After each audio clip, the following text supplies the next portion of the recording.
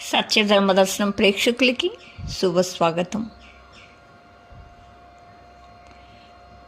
విష్ణుమూర్తితో పాటు జ్ఞాన ఆరోగ్య ప్రదాతాలైన సరస్వతీదేవిని, సూర్యభగవాను అర్చించడం, నదీ స్నానాలు చేయడం, శుభకార్యాలకు అనుకూలమైన మాఘమాసం రేపటి నుంచి ప్రారంభమవుతుంది. చంద్రుడు మకా నక్షత్రంలో సంచరించడం వల్ల వచ్చిన మాసమే మాఘం. ఉత్తరాయణ పుణ్యకాలంలో ఆరంభమయ్యే మాఘం తెలుగు సంవత్సరంలో 11వ నెల. ఈ సమయంలో ప్రత్యూష కాలంలో సూర్యకిరణాలు ప్రత్యేకమైన కోణంలో భూమిని చేరుతాయి.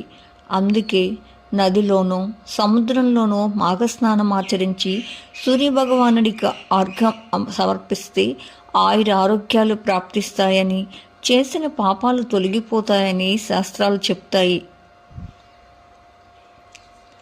ఈ మాసమంతా మాఘపురాణాన్ని, విష్ణు సహస్రనామాలను భక్తితో పఠించాలని చెప్తారు. దాన ధర్మాలకు ప్రాధాన్యం ఇవ్వాలని అంటారు.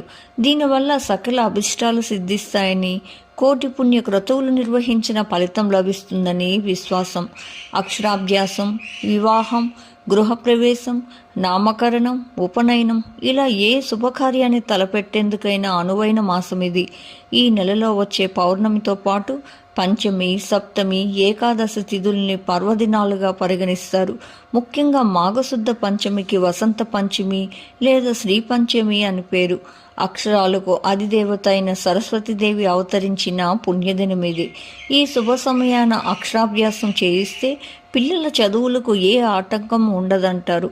పుస్తకాలను, వాద్య పరికరాలను, కళా సామాగ్రిని అమ్మవారి సమక్షంలో ఉంచి పూజిస్తారు. మాఘమాసంలో వచ్చే శుద్ధ సప్తమిని రథసప్తమిగా పిలుస్తాము. నేడు ప్రత్యక్ష నారాయణుడు 7 గుర్రాల రథాన్ని అతిరోహించి ఉత్తర దిశగా ప్రయాణిస్తాడు. ఈరోజు తెల్లవారుజామున నిద్రలేచి 7 జిల్లేడు ఆకులతో సూర్యమంత్రాలు జపిస్తూ స్నానమాచరించాలని శాస్త్రాలు చెప్తున్నాయి.